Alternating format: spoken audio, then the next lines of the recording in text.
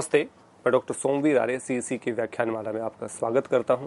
आज का व्याख्यान हमारा है ईश्वर के विषय में। योग में ईश्वर का क्या स्वरूप है उसको जानने का प्रयास हम कर रहे हैं। सबसे पहले हमने जाना कि ईश्वर प्रणिधान यानी कि ईश्वर में पूर्ण समर्पण करने से हमें समाधि की प्राप्ति होती है।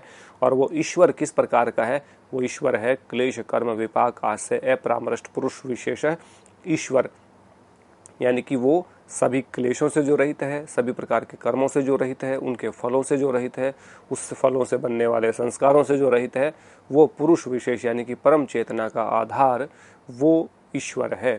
तो उस परम चेतना को जाना हमने, तो उस ईश्वर के विषय में और कुछ क्वालिटी हम जानते हैं कि ईश्वर की क्वालिटी क्या है, वो क्या क्या उसमें और ऐसी क्वालिटी है जो हम में नहीं है, जिससे हम उसको सही रूप से समझ पाए। सर्वोच्च ज्ञान का स्वामी है, माने योग दर्शन के समाधि पाद में 25वें सूत्र में कहा तत्र निर्तिशयम सर्वज्ञ बीजम। माने शब्दार्थ को हम देखें, तत्र उस ईश्वर में निर्तिशयम सबसे ज्यादा या सर्वोच्च ज्ञान है, वह सर्वज्ञ बीजम सभी पदार्थों को मूल रूप से जानने की योग्यता रखता है। इसके भावार्थ को जान लेते हैं। उस ईश्वर का जो ज्ञान है वह सबसे ऊंचा है, अर्थात न ही तो ईश्वर के समान किसी को ज्ञान है और नहीं ईश्वर से अधिक है। जब ईश्वर के समान ही नहीं है तो अधिक तो हो ही नहीं सकता। ईश्वर सभी पदार्थों को मूल रूप से जानने की योग्यता रखने के कारण सभी प्रकार के ज्ञान का स्वामी होता है। जितने प्रकार का ज्ञान भी इस सृष्टि में है, जो भी ज्ञान का आधार है वो ईश्वर है। उससे कहा ना, निर्तिशयम जो शब्द है उसको समझने के लिए पहले हमने सातिशय शब्द को समझना पड़ेगा। इसका जो विपरीतार्थक शब्द है, सातिशय का अर्थ होता है कि जिसके बराबर में भी कोई हो और उससे अधिक भी कोई हो। जैसे हम ये कह सकते हैं कि फला व्यक्ति बहुत सुंदर है, तो कहेंगे कि इस जितने सुंदर और लोग भी हैं और इससे ज़्यादा सुंदर भी हैं। हम कहें कि कोई ये बहुत पढ़ा लिखा व्यक्ति है, तो हम कहें इसके जितने पढ़े लिखे भी बहुत हैं और इससे ज़्यादा पढ़े लिखे भी बहुत हैं। हम कहें कि बहुत धनवान व्यक्ति है, तो हम कहें हाँ धनवान व्यक्ति तो है, लेकिन इसके जितने बहुत सारे धनवान और भी हैं और इससे ज़्यादा धनवान भी हैं। हम कहें कि ये ताकतवर व्यक्ति है, इसमें बहुत ताकत है, इसके समान भी ताकत है, फला व्यक्ति भी इसके समान ताकतवर है और इससे तो ज़्यादा ताकतवर व्यक्ति भी हैं। हम कहें कि ये बहुत तेज़ दौड़ता है, तो इसके समान भी बहुत सारे तेज़ लोग दौड़ते हैं, लेकिन हाँ इससे अधिक तेज भी दौड़ते हैं। हम बात करें तो सातिशय का मतलब है जिसके बराबर भी हो, जिसके जैसे लोग बहुत हों और उससे ऊपर भी बहुत सारे लोग हों, ऐसे को हम सातिशय कहते हैं। लेकिन सातिशय शब्द हमेशा मनुष्य के बारे में, जीव के बारे में ही प्रयोग हो सकता है। कोई पशु है, कोई पक्षी है, कोई व्यक्ति है, इसके विषय में ही सातिशय शब्द प्रयोग होता है। निर्तिशय शब्द केवल और केवल ईश्वर के विषय में प्रयोग होता है। निर्तिशय का मतलब है जिसके ना तो कोई बराबर में है, ना तो जिसके बराबर की कोई योग्यता रखता है और उससे ऊपर तो है ही नहीं। जब उसके बराबर ही योग्यता नहीं है किसी की, तो ऊपर योग्यता तो हो ही नहीं सकती। तो ना जिसके बराबर किसी की योग्यता है और ना जिससे ऊपर किसी की योग्यता है, ऐसा जो और बीज रूप में यानी कि मूल रूप से ज्ञान को जानने वाला ही ईश्वर है। हम ज्ञान को जानते तो हैं, हम किसी बात को शब्द से जानते हैं, किसी बात को उसके अर्थ से जानने का प्रयास करते हैं, किसी बात को सामने प्रत्यक्ष रूप से देख करके जानते हैं, किसी को हम अनुमान प्रमाण से जान लेते हैं, किसी को हम शब्द प्रमाण से जानते हैं। तो हमारा जो ज्ञान है वो या तो प्रत्यक्ष पे आधारित है, या अनुमान पे आधारित है, या उपमान पे आधारित है, या फिर हम शब्द प्रमाण पे आधारित है। तो हमारा जो ज्ञान को जानने का आधार है वो कहीं ना कहीं लिमिटेड है। लेकिन कहा कि उस ईश्वर को तो सर्वज्ञ बीजम, सभी चीजों को, ज्ञान के सभी भंडार को मूल रूप से बीज रूप में जानने का भाव है, उसके पास उसका ऐसा अधिकार है। तो इसलिए कहा तत्र निर्तिशयम सर्वज्ञ बीजम, वो ईश्वर सभी चीजों को मूल रूप से जानने की योग्यता रखता है। ये यहाँ पे ईश्वर हमसे अलग हो गए। हम सातिशय हैं, ईश्वर निर्तिशय है। और हम किसी भी आधा चीज को हम उसके गुण कर्म स्वभाव से जानने का प्रयास करते हैं, प्रत्यक्ष अनुमान उपमान या शब्द प्रमाण के थ्रू जानने का प्रयास करते हैं। लेकिन ईश्वर बीज रूप में सबको जानता है। हम इन चीज़ों का सहारा लेकर के किसी को जानते हैं, लेकिन ईश्वर को इन चीज़ों को मूल रूप से जानने की योग्यता है। तो निर्तिशयम और सर्वज्ञ बीजम, ये दो चीज़ें यहाँ पे अलग हैं जो व्यक्ति को और परमात्मा को अलग अलग करती हैं। इसके बाद कहा वह आदि गुरु है, सभी गुरुओं का गुरु है। आदि गुरु कौन होता है? जिसका कोई भी गुरु ना हो, सब गुरुओं का गुरु है। तो कहा स एष है पूर्वेशाम अपि गुरु कालेन अन्वच्छेदात। ये 26वें सूत्र में कहा। इसका शब्दार्थ हम जानते हैं। स एष है, वह ईश्वर पूर्वेशाम अर्थात पहले उत्पन्न हुए सभी गुरुओं का, अपि भी गुरु है, कालेन काल या समय की अन्वच्छेदात सीमा या बाधा से रहित होने के कारण। माने इसके भावार्थ को भी जान लेते हैं साथ में। वह ईश्वर काल की सीमा से रहित होने के कारण पहले उत्पन्न हुए सभी गुरुओं का भी गुरु है, अर्थात ईश्वर आदि गुरु अथवा सभी गुरुओं का गुरु है। तो कहा स एष है, वह ईश्वर पूर्वेशाम अपि, जो पूर्व में गुरु हुए हैं। मान लीजिए मैं हूं, मेरे बहुत सारे शिष्य हैं और मैं उनका गुरु हूं, मेरे गुरु हैं, उनके भी गुरु हैं। तो हम कहते हैं कि गुरु का गुरु दादा गुरु होता है। उसके भी ऊपर हम बात करें तो यदि हम यहाँ भी देखेंगे तो 3-4 पीढ़ी हमें मिल जाएंगी कि एक गुरु शिष्य परंपरा जो चली हुई है, तो अनेकों शिष्य निकलते हैं। तो हर गुरु के ऊपर कोई ना कोई गुरु होता है जिसने उसको जान दिया। लेकिन ईश्वर सभी गुरुओं का गुरु है, क्योंकि उसके ऊपर कोई गुरु नहीं है, वो उसने किसी से नहीं सीखा, वो स्वयं में गुरु है। तो इसलिए उसको आदि गुरु की संज्ञा दी है और कहा वो कालेन अन्वच्छेदात, काल की सीमा से रहित है। काल क्या होता है? जो व्यक्ति की को लीलता है, यानी कि काल जिसको का ग्रास बनाता है। मान ले समय होता है, समय होता है, इस सबकी आयु है, लिमिटेड है। किसी की 50 साल, किसी की 60 साल, किसी की 100 साल, किसी की 110-20 साल, किसी की 200 साल, किसी की 400 साल। अलग अलग जीवों की अलग अलग आयु होती है। किसी की 7 दिन आयु होती है, किसी की 2 साल आयु होती है। अलग अलग जीवों की आयु होती है। तो कहा उसकी वो आयु से रहित है, इसलिए कालेन अन्वच्छेदात, कोई काल उसको बांध नहीं सकता कि ये फला। जैसे हम बात करते हैं हमारे धार्मिक गुरुओं की या जो भक्ति योग के लोग हुए, तो हम बात करते हैं कि 15वीं-16वीं शताब्दी से लेकर के 19वीं शताब्दी का जो काल हमारा रहा वो भक्ति का काल रहा, जिसमें 10वीं से ही हम शुरू करते, 10वीं-12वीं शताब्दी से लेकर के 17वीं-18वीं शताब्दी तक, कि उसमें बहुत सारे हमारे सूरदास, कालिदास, हमारे मीराबाई, बहुत सारे हमारे हुए, स्वामी विवेकानंद, स्वामी दयानंद, बहुत सारे हमारे जितने भी गुरु हुए या जितने धार्मिक मैं कहूँ, वो सब के सब क्या भक्ति काल में कहें। लेकिन उनको एक काल की सीमा में माना गया। एक समय पर उनका जन्म हुआ, एक उनका उत्कर्ष रहा समय, और एक बार उनका फिर अंत हो गया, समाधिस्थ हो गए या मोक्ष को प्राप्त हो गए। तो लेकिन एक काल रहा उनका, वो पैदा हुए और उनकी मृत्यु हुई। तो ईश्वर न तो पैदा होता है तो मृत्यु का तो सवाल ही नहीं है। तो जो जन्म से रहित है, अजन्मा है, जैसे कहते हैं ना, ईश्वर क्या है? अजन्मा है, दयालु है, सर्वशक्तिमान है, वो सभी गुरुओं का गुरु है, वो सर्वशक्तिमान है, वो सबका पालनहार है, सबका संहार करने वाला है, तो वो सारी चीजों का कंट्रोलर है। तो कहा वह ईश्वर काल की सीमा से रहित होने के कारण पहले उत्पन्न हुए सभी गुरुओं का गुरु है। तो वो जितने भी गुरु आज तक हुए हैं उन सबका आदि गुरु कौन है? ईश्वर है। और वो कभी काल की सीमा में नहीं बनता, उसको मारा नहीं जा सकता, उसको किसी प्रकार से काटा नहीं जा सकता, जिस प्रकार से आत्मा के गुणों की बात भी गीता में कही गई है। इसके बाद कहा ईश्वर का बोला जाने वाला नाम क्या है। अब ईश्वर को हम क्या कहें? तो बड़ा अच्छा सूत्र ये कहा 27वां, तस्य वाचक है प्रणव है। शब्दार्थ, तस्य उस ईश्वर का, वाचक है बोला या उच्चारित किया जाने वाला नाम, प्रणव है, ओम है। भावार्थ, उस ईश्वर का बोला जाने या उच्चारित किया जाने वाला नाम ओम है, अर्थात ईश्वर का मुख्य व निज नाम ओम है, जिसको हम कहते हैं पर्सनल जो नाम होता है। जैसे कि इसका व्यक्तिगत नाम क्या है, ये जैसे हर व्यक्ति की एक आइडेंटिटी होती है।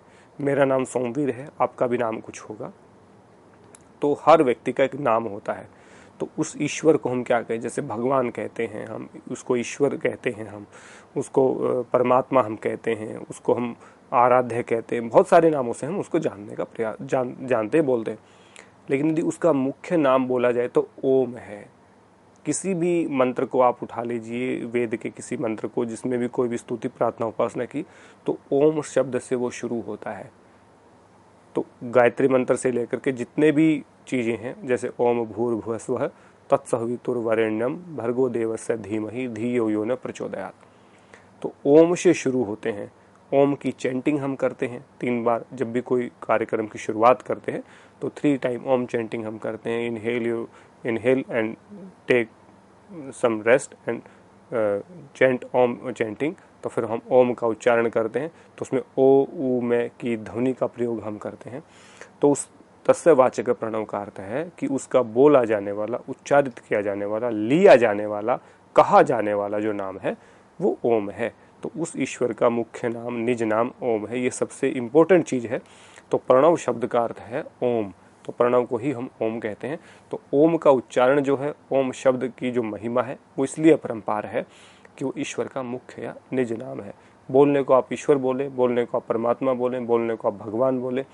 अन्य धर्मों के भी बहुत सारे नाम हैं जो अलग अलग धर्मों के लोग उसको अलग अलग तरह से बोलते हैं कि इनका ये नाम है, लेकिन योग कहता है कि उसका मुख्य नाम, ईश्वर का मुख्य नाम ओम है। अब वो ओम नाम की उच्चारण किस प्रकार से किया जाना चाहिए उसकी भी बड़ा साइंटिफिक तरीका आगे दिया गया 28वें सूत्र में। ओम जप की विधि क्या है, तो कहा तत् जप है, तत् अर्थ भावनम, तत् जप है तदर्थ भावनम। तो तत् का मतलब है उस ओम का जप है, जप या उच्चारण, तत् उसके अर्थ, अर्थ की भावनम, भावना के अनुसार करना चाहिए। अब यहाँ पे एक सवाल आता है कि किस प्रकार की भावना के साथ हम ओम का उच्चारण करें। अब ये जो सूत्र है वो 28वां सूत्र है। तो 23वें सूत्र से हम शुरू हुए, तो उसके बाद 28वें सूत्र में कहा कि उस ओम का उच्चारण उसके अर्थ की भावना के साथ करें। अब अर्थ क्या है, तो सबसे पहले हमने उसके अर्थ को जानने का जब प्रयास किया, 24वें सूत्र में हमने जाना, तो कहा क्लेश कर्म विपाक आश्रय अपरामृष्ट है, पुरुष विशेष ईश्वर है। तो वो ईश्वर क्लेश कर्म विपाक आश्रय से रहित है और पुरुष विशेष है, सभी आत्माओं में विशेष है। तो ओ शब्द का जब उच्चारण हम करते, ओम में 3 शब्द हैं, ओ उ मैं, 3 ही सूत्रों में ईश्वर की महिमा का गुणगान किया गया है। पहले में 24वें सूत्र में कहा आपका क्लेश कर्म विपाक आश्रय अपरामृष्ट पुरुष विशेष है, ईश्वर है। तो पहले ओ शब्द में आप ये मेमोराइज करें या विजुलाइज करें कि वह ईश्वर क्लेशों से रहित है, वह ईश्वर कर्म से रहित है, वह ईश्वर फल से रहित है, वह ईश्वर आशय यानी संस्कारों से रहित है, वह ईश्वर सभी आत्माओं में परम आत्मा है, परम चेतना है, का आधार है, वो ईश्वर है। जो ओ शब्द की चैंटिंग है उस समय पे आपका जो विचार है वो पहले यानी कि 24वें श्लोक सूत्र के साथ चलना चाहिए।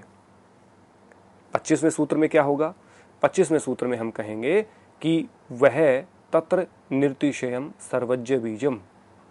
तो 25वां सूत्र कहता है कि ना तो उसके समान किसी को ज्ञान है और ना उससे ऊपर किसी को ज्ञान है, और वो ज्ञान को बीज रूप में जानने का दम रखने वाले हैं या उस ज्ञान को बीज रूप में जानने वाले हैं। तो ऊ शब्द का जब प्रयोग करते हैं तो आपको 26वां सूत्र आपके 25वां सूत्र आपके मस्तिष्क में रहना चाहिए।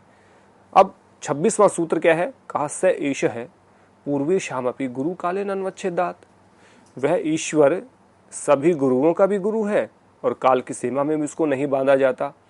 तो ये मैं शब्द का जब उच्चारण करते हैं तो ऐसा विचार आपको करना चाहिए।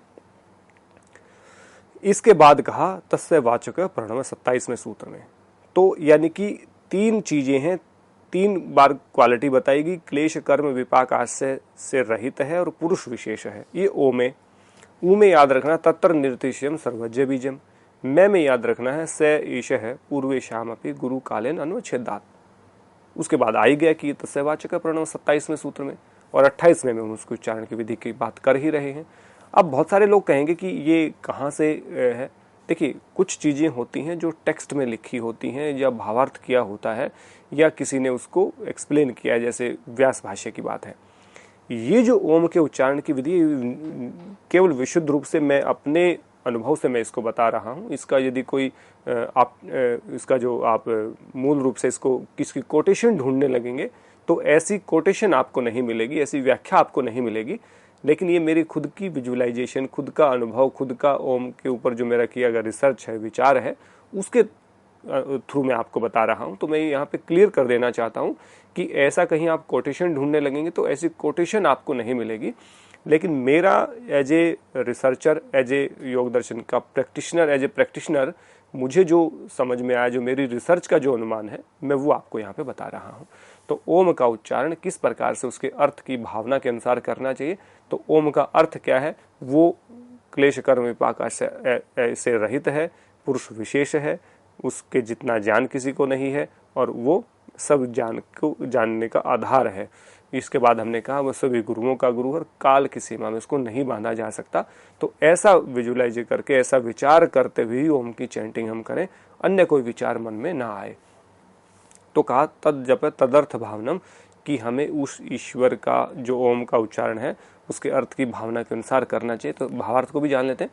साधक को ईश्वर की ऊपर वर्णित सभी विशेषताओं अथवा गुणों का चिंतन करते हुए ओम शब्द का जप करना चाहिए। तो ऊपर क्या है, हमने 23वें सूत्र में हमने ईश्वर प्रणिधानत्वा कहा, 24वें से हमने उसका कहा। तो ईश्वर की जो क्वालिटी हैं, जो हमने कहा ईश्वर की विशेषताएं या लक्षण या उनकी जो गुण है, वो 24वें से शुरू हुए। 24, 25, 26 इन तीन जो हमारे सूत्र हैं, इनमें जो विशेषताओं की बात की, गुणों की बात की, उनका ही चिंतन करना है। क्योंकि 27वें में तो ओम का शब्द की बात आ गई कि ओम शब्द का उच्चारण करना। 28वें में आ गई कि किस प्रकार से उसकी विधि है, जो 28वें को हम यहाँ पे उसको एक्सप्लेन कर रहे हैं। तो इस प्रकार जब व्यक्ति ईश्वर की विशेषताओं अथवा गुणों का चिंतन करते हुए ओम शब्द का जप करता है, तो ही उसको उसका सही लाभ मिलता है। ये 28वें सूत्र में कहा। इसके बाद उसका फल क्या है, ईश्वर प्रणिधान और ओम उच्चारण का फल क्या है। तो कहा तत्प्रत्यक चेतन अधिगमो अप्यंतराय अभावश्च। बड़ा अच्छा सूत्र है, इसमें हम शब्दार्थ में देखते हैं। तथा है उससे, अर्थात ईश्वर के जप व प्रणिधान से प्रत्यक्ष चेतन अधिगम, आत्मा व परमात्मा के वास्तविक स्वरूप का ज्ञान च, और अंतराय योग मार्ग के विघ्नों या बाधाओं की अभाव समाप्ति अपि भी होती है। अब इसके भावार्थ को जान लेते हैं। उस ओम नाम के जप व ईश्वर प्रणिधान से साधक को आत्मा व परमात्मा के वास्तविक स्वरूप का ज्ञान होता है, और योग साधना में आने वाले सभी विघ्न अथवा बाधाएं भी समाप्त हो जाती हैं। तो इसके बाद हम ये समझ सकते हैं कि ओम का जप करते हैं तो उससे जो साधक है वो आत्मा और परमात्मा के वास्तविक स्वरूप का ज्ञान उसको हो जाता है कि आत्मा क्या है और परमात्मा क्या है। क्योंकि जब हम वास्तविक गुणों की चिंतन करेंगे तो हमें पता चल गया कि हम तो क्लेश भी हैं, हमारे अंदर कर्मों के प्रति लालसा भी है, हम उसके फल भी चाहते हैं, तो उसके संस्कार भी बनते हैं, और हम पुरुष हैं, पुरुष विशेष नहीं है। तो हमें अपना पता चल गया और हमें ईश्वर का पता चल गया। हम सातिशय है, ईश्वर निर्तिशय है, हमें पता चल गया। हम चीजों को प्रत्यक्ष और प्रमाणों के आधार पर जानते हैं, ईश्वर उसको बीज रूप में जानने का काम करता है। हमारा कोई न कोई गुरु है, ईश्वर का कोई गुरु नहीं है। हम काल की सीमा में बांधे जाते हैं, ईश्वर काल की सीमा से नहीं बांधता। ये हम आत्मा और परमात्मा के विषय में अलग अलग रूप से जानते हैं। जैसे हम कई बार जब हम बहुत 6ठी 7वीं 8वीं कक्षा में पढ़ते थे तो हम अंतर लिखते थे किसी चीज़ में कि दो चीज़ों में अंतर बताइए। तो अंतर बताते हुए हम कॉपी में एक तरह से बीच में एक लाइन खींचते थे, तो हम अंतर लिखते थे, उसमें ये अंतर है, उसमें ये है, वो मोटा है, वो पतला है, वो लिक्विड है, वो ठोस है, तो हम उसमें अंतर बताते थे।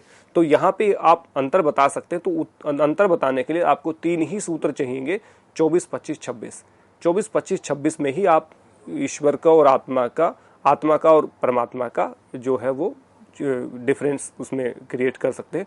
तो ऐसा करने से आपको आत्मा के बारे में अलग से जानकारी हो जाएगी, परमात्मा के बारे में। तो आत्मा और परमात्मा को अलग अलग जानने का भाव आप में आ जाएगा। एक तो ये फायदा होगा। दूसरा होगा, योग साधना में आने वाले सभी विघ्न अथवा बाधाएं भी समाप्त हो जाती हैं।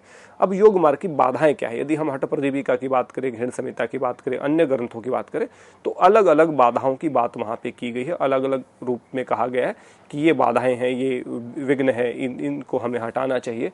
लेकिन यदि हम योग दर्शन की बात करें तो योग दर्शन में मुख्य रूप से 9 प्रकार की बाधाएं या अंतराओं की बात मुख्य रूप से की, जिसमें कहा व्याधि, सत्यान, संशय, प्रमाद, आलस्य, अविरति, भ्रांति दर्शन, अलब्ध भूमिकत्व और अनवस्थित तत्व। ये 9 प्रकार के अंतराय हैं, यानी कि विघ्न हैं। इसको हम योग मार्ग के विघ्न भी कह सकते हैं, योग अंतराय भी कह सकते हैं। तो ये क्या करती हैं, यदि ये होंगे तो योग साधना में हम सफलता प्राप्त नहीं कर सकते, और सफलता प्राप्त नहीं कर सकते तो माने बाधा उत्पन्न होगी, तभी सफलता प्राप्त नहीं कर सकते। यदि सबसे पहले हम 9 अंतराओं की बात करें तो व्याधि का स्थान पहले आता है। यदि कोई व्यक्ति बीमार है तो साधना कर सकता है क्या? योग मार्ग में आगे बढ़ सकता है क्या? साधना कर सकता है क्या? आसन प्राणायाम कर सकता है क्या? ध्यान कर सकता है क्या? सबसे पहले बीमारी पे ध्यान होगा। बीमारी ठीक नहीं होगी तब तक वो आगे नहीं बढ़ सकता। तो बीमारी का होना, व्याधि का होना साधना में बाधा उत्पन्न करता है। तो व्याधि को सबसे पहले रखा, व्याधि के बाद रखा सत्यान। सत्यान का मतलब अच्छे कर्मों में, सत्य कर्मों में अरुचि हो जाना, मतलब सही काम को करने से जी चुराना और बेफालतू के काम करते रहना। जैसे बहुत सारे लोग बैठे रहते, पूरा दिन ताश खेलते हैं, पूरा दिन चौपड़ खेलते रहते हैं, पूरा दिन किसी ऐसे बैठ करके खाली बातें मारने में व्यस्त होते हैं, लेकिन वो मुख्य काम नहीं करते। इसलिए उनको कहा कि जो व्यक्ति किसी प्रकार का अच्छे कर्मों में रुचि नहीं है उसको सत्यान कहते हैं। तो व्याधि होगी, सत्यान होगा। संशय, डाउट भी आपको आगे नहीं बढ़ने देता, जो संशय होता है। उसके बाद प्रमाद यानी कि मानसिक जो मेंटल लेजीनेस है उसको आलस्य कहते हैं, फिजिकल लेजीनेस को। और उसके बाद अविरति यानी कि सांसारिक साधनाओं चीज़ों में आसक्ति हो जाना। भ्रांति दर्शन कहा गया कि गलत जो ग्रंथ हैं उनका अध्ययन करते हैं तो गलत धारणाएं हमारे अंदर आती हैं। उसके बाद उसके बाद व्याधि, सत्यान, संशय, प्रमाद, आलस्य, अविरति, भ्रांति दर्शन, अनवस्थित तत्वम और अलब्ध भूमिकत्वम यानी कि साधना का लगना, ध्यान का ना लगना और ध्यान का लग के छूट जाना, ये 9 प्रकार की बाधाएं हैं। इसके साथ एसोसिएट भी होते हैं जिसको हम दुख, दौर्मनस्य, अंग मेजत्व, श्वास प्रश्वास भी कहते हैं। ये इनके समूह, इनके साथ एसोसिएट होकर के आ जाते हैं। तो हमने देखा कि इन सभी बाधाओं को पार करने की क्षमता ईश्वर प्रणिधान से आती है, ईश्वर के स्वरूप से जानने से आती है। तो आज का जो हमारा लेक्चर है, व्याख्यान है, वो इसीलिए है कि ईश्वर को हम जान पाएं। और उसमें स्पष्ट रूप से कहा कि हम आत्मा और परमात्मा के वास्तविक स्वरूप को जान लेते हैं और योग मार्ग में आने वाली बाधाओं को समाप्त करते हैं। जब योग मार्ग की बाधाएं समाप्त हो जाएंगी, रोड क्लियर होगा, तो आपकी गाड़ी बिल्कुल आराम से जाएगी, डेस्टिनेशन पे जाएगी, समय से जाएगी और आप मोक्ष के अधिकारी बनेंगे, समाधिस्थ हो जाएंगे। तो ईश्वर को जाने बिना समाधिस्थ नहीं हुआ जा सकता, मोक्ष को प्राप्त नहीं किया जा सकता। तो मोक्ष को प्राप्त करने के अधिकारी या समाधिस्थ होने के जो अधिकारी हैं, ईश्वर को ठीक ठीक जानना जरूरी है, आत्मा को ठीक ठीक जानना जरूरी है। तो ठीक ठीक जानने के लिए योग दर्शन के 23वें सूत्र से लेकर के 29 सूत्र तक आपको जानना पड़ेगा। उसके बाद स्वतः ही आपको जानकारी हो जाएगी ईश्वर क्या है। तो ईश्वर क्या है उसके बारे में फिर एक बार रिकैप कर लेते हैं। जो सभी क्लेश, कर्म, फलों, संस्कारों से रहित है, सर्वोच्च ज्ञान को बीज रूप में जानने वाला है, सभी गुरुओं का गुरु है, काल की सीमा से रहित है, ईश्वर का निज और मुख्य उच्चारित किया जाने वाला नाम ओम है। ओम जप की विधि क्या है, अर्थ की भावना के साथ, ईश्वर प्रणिधान और ओम के उच्चारण का फल क्या है, आत्मा और परमात्मा के वास्तविक स्वरूप का ज्ञान और सभी विघ्नों अथवा योगंतरायों का नाश। इस प्रकार से आप जानेंगे कि ईश्वर क्या है। तो ईश्वर को ठीक ठीक जानना इसलिए भी जरूरी है कि परम पुरुषार्थ, जो मैंने शुरुआत जहां से की थी कि धर्म, अर्थ, काम, मोक्ष, तो मोक्ष की प्राप्ति वहीं से होगी। ईश्वर को जाने बिना मोक्ष की प्राप्ति नहीं हो सकती। आप सब लोग ईश्वर को जाने, आत्मा को जाने, परमात्मा को जाने और मोक्ष की प्राप्ति के लिए प्रयासरत रहे। और इसके लिए परमात्मा आपके ऊपर सब आशीर्वाद रखे, आपकी बुद्धि सन्मार्ग में प्रेरित रहे। इसी आशा और विश्वास के साथ आपका बहुत बहुत धन्यवाद और मिलते हैं किसी अन्य व्याख्यान के साथ। तब तक के लिए आप सबका धन्यवाद। नमस्ते।